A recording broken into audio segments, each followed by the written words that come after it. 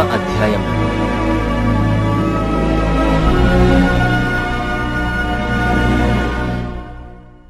బలిష్ఠుడైన వేరొక దూత పరలోకము నుండి దిగివచ్చుట చూచితిని.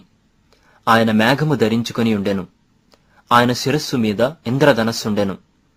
ఆయన ముఖము సూర్యబింబము వలెను, ఆయన పాదములు అగ్ని స్తంభముల వలెను ఉండెను. ఆయన చేతిలో విప్పబడియున్న ఒక చిన్న పుస్తకం ఉండెను. ఆయన తన కుడిపాదము సముద్రము మీదను ఎడమ పాదము భూమి మీదను మోపి సింహము గర్జించినట్లు గొప్ప శబ్దముతో ఆర్భటించెను. ఆయన ఆర్భటించినప్పుడు 7 ఉరుములు వాటి వాటి శబ్దములు పలికెను. ఆ 7 ఉరుములు పలికినప్పుడు నేను వ్రాయబోవుచుండగా 7 ఉరుములు పలికిన సంగతులకు ముద్ర వేయుము, వాటిని వ్రాయవద్దని పరలోకము నుండి ఒక స్వరము పలుకుట వింటిని.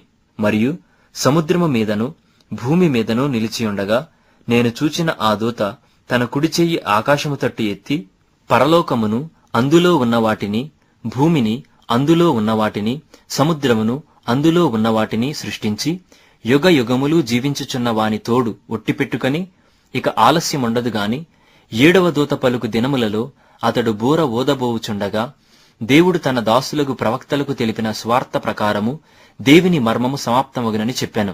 అంతట పరలోకము నుండి నేను వినిన స్వరము మరల నాతో మాటలాడుచు, నీవు వెళ్లి సముద్రము మీదను భూమి మీదను నిలిచియున్న ఆ దూత చేతిలో విప్పబడియున్న ఆ చిన్న పుస్తకము తీసుకొనుమని చెప్పుట వింటిని. నేను ఆ దూత యొద్దకు వెళ్లి ఈ చిన్న పుస్తకము నాకిమ్మని అడుగగా ఆయన, దాని తీసుకొని తినివేయుము, అది నీ కడుపుకు చేదగును గాని నీ నోటికి తేనెవలే మధురముగా ఉండునని నాతో చెప్పాను. అంతట నేను ఆ చిన్న పుస్తకమును దూత చేతిలో నుండి తీసుకొని దానిని తినివేసి తిని, అది నా నోటికి తేనెవలే మధురముగా ఉండెను గాని నేను దానిని తినివేసిన తరువాత నా కడుపుకు చేదాయను. అప్పుడు వారు, నీవు ప్రజలను గూర్చియు జనములను గూర్చియు ఆయా భాషలు మాటలాడు వారిని గూర్చియు అనేక మంది రాజులను గూర్చియు మరలా ప్రవచింపనగత్యమని నాతో చెప్పిరి.